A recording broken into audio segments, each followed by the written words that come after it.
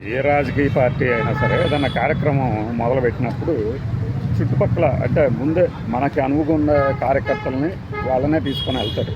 Even ఎంత ప్రభుత్వ కార్యక్రమం ఎలాంటిదైనా సరే, లబ్ధిదారులైనా సరే, ఏదైనా సరే.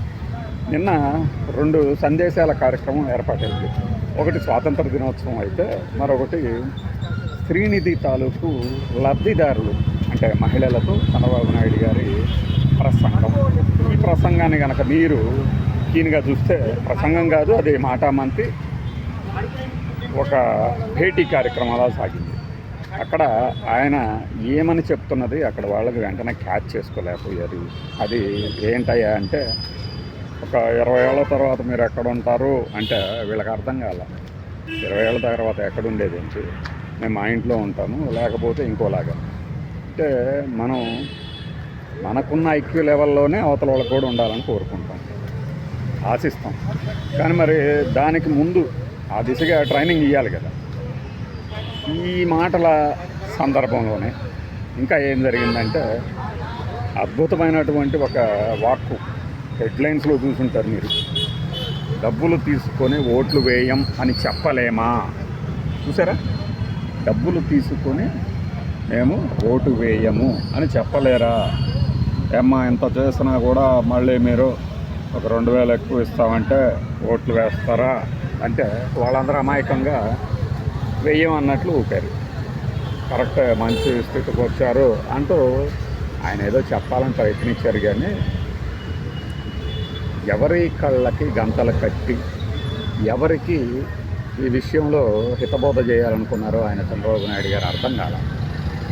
ముందు మీ పార్టీ ఎమ్మెల్యేలకు కూర్చోబెట్టి, వీళ్ళందరినీ కూర్చోబెట్టి మనం ఈ విధి విధానాలను అమలు చేయొచ్చు కదా. ఏది మీరు ఒక్క పైసా కూడా ఇవ్వకుండా మనం అద్భుతమైన ప్రగతి సాధించాము, అభివృద్ధి చూస్తే ఐక్యరాజ్య సమితి కూడా కళ్ళు కొడుతున్నాయి అని చెప్పి ఈ ఎన్నికలలో పైసా ఖర్చు పెట్టద్దు అని చెప్పొచ్చు కదా. దానికి లిట్మస్ టెస్ట్ లాగా రేపు వచ్చే పంచాయతీ మున్సిపాలిటీ ఎన్నికల్లో అలా ట్రై చేయొచ్చు కదా. చేస్తారా? చేయరు. డబ్బెవరికి చేదు పిచ్చోడా అని ఒక పాట ఉంది, డబ్బెవరికి చేదు అని ఒక సినిమా ఉంది, చూడండి మీకు వీలున్నప్పుడు. అందులో డబ్బు ఎలాంటి అనర్థాలు తీసుకొస్తుందో అనేది కనపడుతుంది. మరి ఈ రోజున డబ్బు లేకుండా ఏ పనైనా జరుగుతుందా? జరగదు కదా. వాళ్ళ బలహీనతల మీద ఆట ఆడుకుంటూ ఇవన్నీ మీ డబ్బులే మీకు ఇస్తూ, పైగా ఆయన కూడా అదే అన్నారు, మీ డబ్బులే మీకు ఇస్తున్నారు, ఇంత చేస్తున్నాము, కానీ ఇంత చేస్తున్నా కూడా అన్నప్పుడు మరి అదే విషయం చంద్రబాబు నాయుడు గారు, జగన్మోహన్ రెడ్డి గారు కూడా అనుకొని ఉంటారుగా. మీకంటే ముందు జగన్మోహన్ రెడ్డి గారు తిరుపతి బైపోల్ ఎంపీ బైపోల్లో పైసా డబ్బు ఖర్చు పెట్టలేదు. ఇది మీ ఆంతేవాసులు, మీ ఆంతరంగిక పత్రికలే రాశాయి. దాని నుంచి ఇన్స్పైర్ అయ్యండి. పైసా డబ్బు ఖర్చు పెట్టకుండా దాని వెనక మళ్ళీ కారణాలు ఎత్తడం. మేమెందుకు ఇప్పుడు డబ్బు ఖర్చు పెట్టకుండా ఎన్నికల్లో నిలబెట్టారు అంటే దాని అర్థం ఏంటి? మేము ఖర్చు పెట్టదలుచుకోలేదు. మళ్ళీ దాని వెనక అతను ఇది వచ్చేది కాదు, పోయేది కాదు, ఎందుకు ఖర్చు పెట్టాలనే ధోరణితో పైసా తీయలేదు. ఇలాంటి యదవ మకిలి రాతలు రాసే వాళ్ళకి అదొక చెంపపెట్టి. ఇక ఇప్పుడు దీనికి వస్తే ఆ విప్లవాత్మకమైనటువంటి ఆలోచనలతో ముందుకు వస్తున్నట్టుగా హెడ్డింగ్లు పెట్టించుకున్నాం. డబ్బు తీసుకొని ఓటు వేయలేము అని చెప్పలేమా అని ఎందుకు చెప్పలేదు? చాలామంది చెప్పారు. డబ్బు తీసుకోకుండా చాలామంది ఓట్లు వేస్తారు. మేము అందులో ఒకళ్ళం. మా వార్డులోకి వెళ్ళి అడిగితే చెప్తారు, డబ్బు ఇస్తామన్నా కూడా, పంచి పెడతామన్నా కూడా మాకు అవసరం లేదని చెప్పే పంపించాం. ఇచ్చిన డబ్బు కూడా వెనక్కి ఇచ్చేసాం. ఎందుకు ఇవ్వరు? అయితే ఒకటి, మీరు ఇప్పుడు ఓటుకి 2000 3000 ఆఫర్ చేస్తున్నారు అన్ని పార్టీ. ఏ 20 లక్షలు ఇస్తామంటే అప్పుడు కూడా వద్దంటారా?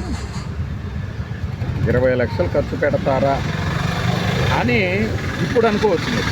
కొన్ని రోజుల తర్వాత నిజమే 20 లక్షలు ఆఫర్ చేశారు అని కూడా వస్తాయి. డబ్బు ప్రవాహాన్ని ముందు మొదలుపెట్టింది అది. ఈ రోజున డబ్బు లేకుండా ఎన్నికలు జరగాలి అంటే 2 ఏళ్లకు ఒకసారి ఎన్నికలు ఏర్పాటు చేయించండి.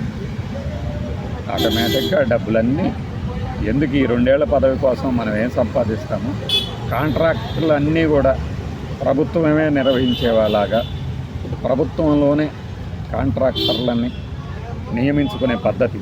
అంటే వాళ్ళే ట్రైనింగ్ ఇచ్చేసి జస్ట్ మీరు అగ్రిగేటర్లు మాత్రమే, ప్రభుత్వమే ప్రతి కాంట్రాక్టు చేస్తుంది అని చెప్పి చేయండి. ఒక్కళ్ళన్నా రాజకీయాల్లోకి వస్తారా? నిజంగా సేవ చేద్దాము, పేరు తెచ్చుకుందాం అనుకునే వాళ్ళే తప్పితే మనము ఆ సంస్కరణల దిశగా వెళ్ళాము.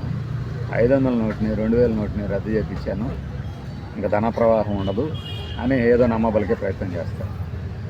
ఇది ఒక సందేశం. అయితే నిన్న సూపర్ 6 సూపర్ హిట్ అన్నారు. సరే, ఆయన చెప్పిన సూపర్ 6, ఆయన ఇచ్చిన సూపర్ 6 రెండు ఒకటే అని అనుకుంటారేమో. మనకి ఇక్కడే ఒకటి గుర్తొస్తూ ఉంటుంది. పదే పదే పదే పదే ఒకే అబద్ధాన్ని చెప్తుంటే అదే నిజం అనుకుంటారా అంటే, ఇప్పుడు చాట్ జీపీటీలు కొన్ని ఏఐ మోడల్స్ వచ్చాయి. ఆ ఏఐ మోడల్స్ను కూడా చాలా విజయవంతంగా మనం పక్కదారి పట్టించవచ్చు. చాట్ జీపీటీనే చెప్పింది అని ఎవడు సంకలు గుద్దుకోకండి ఎక్కడ కూడా. చాట్ జీపీటీ కావచ్చు, జెమినీ ఏఐ కావచ్చు, పర్ఫెక్సిటీ కావచ్చు, ఏదైనా సరే మనం ఇచ్చే ఇన్పుట్స్ని బట్టే అది బయటికి ఆన్సర్ ఇస్తుంది. ఈజీగా తప్పుదారి దాన్ని కూడా మనం పట్టచ్చు.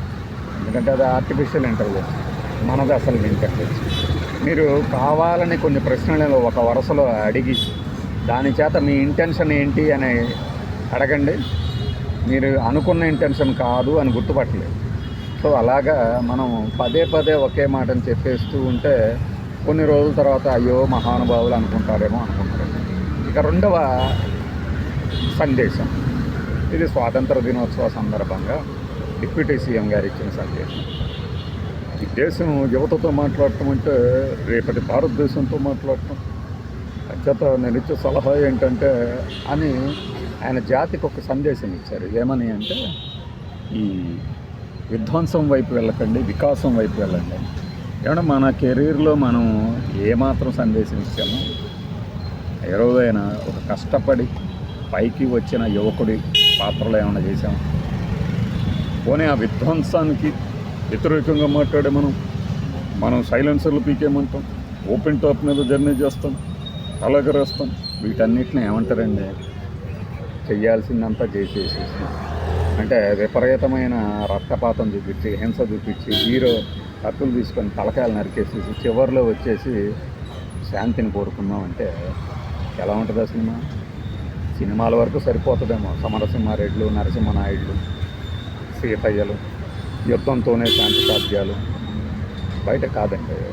విధ్వంసం గురించి మాట్లాడే నైతిక అర్హత మనకు ఉన్నది.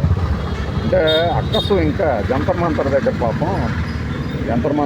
పాపం వాళ్ళు చేసిన ధర్నా దెబ్బకి మంత్రి గారి పదవి ఓడగొట్టుకోవాల్సి వచ్చింది. మళ్ళీ మనం పార్లమెంట్లో కూడా మన అధినాయకులు రాలేదు కదా, దాని ఎఫెక్ట్ అన్నమాట. యువతకు సందేశాలు. ఇది నేను చెప్పదలిచినటువంటి నిన్నటి పెట్టింది, అది నేటి దృశ్యం, జాతి సందేశం. ఇది సహేతుకంగా నేను మాట్లాడానా లేదా అనేది విఘ్నులకే తెలియాలి.